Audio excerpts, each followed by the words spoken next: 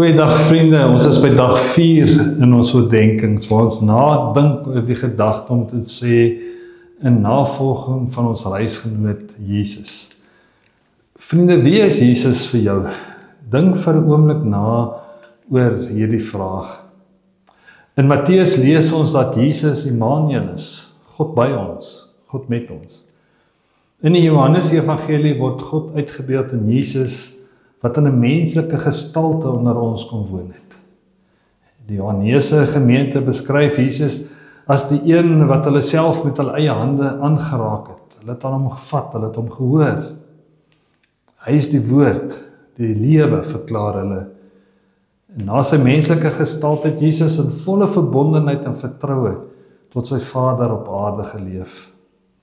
In Jesus se doop hoor ons God se liefdesverklaring aan Jesus. Jy is my geliefde seun, oor jou verheug ek my. Daarom, liewe vriende, in hierdie liefdesverklaring van God word ons as die volgelinge van Jesus ook betrek. Ek en jy is nou hierdie geliefde kinders van God.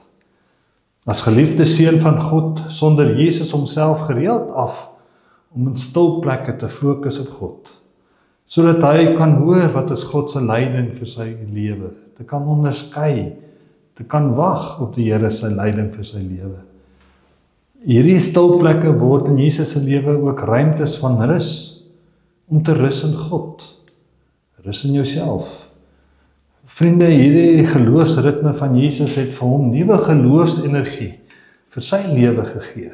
Ons lees in die evangelies, toe Jesus in die woestyn gaan rus het, vol van die Gees het Jesus sy geloofspad kom ervat, kom preek, leer, genees, mense aangeraak. Jesus se geloofsritme was 'n lewe in afhanklikheid van God.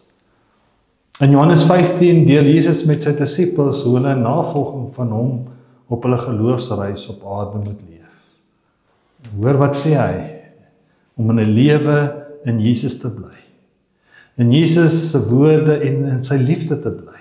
Vriende, dit is die geloofsankers in ons lewe. Ons as gelowiges se geloofslewe word nie gevry waarvan lyding of teleurstellings of selfs die dood nie, maar ons verbondenheid aan ons medereisgenoot Jesus Christus gee aan jou en my die gemoed en die geloofsenergie om hierdie lewe met hoop, geloof en liefde uit te leef. Kom ek bid saam met jou. Here, U is die begin en die volëinder van ons geloof. In ons verbondenheid aan Jesus ontvang ons die lewensenergie van die geloof vir hierdie lewe. Amen.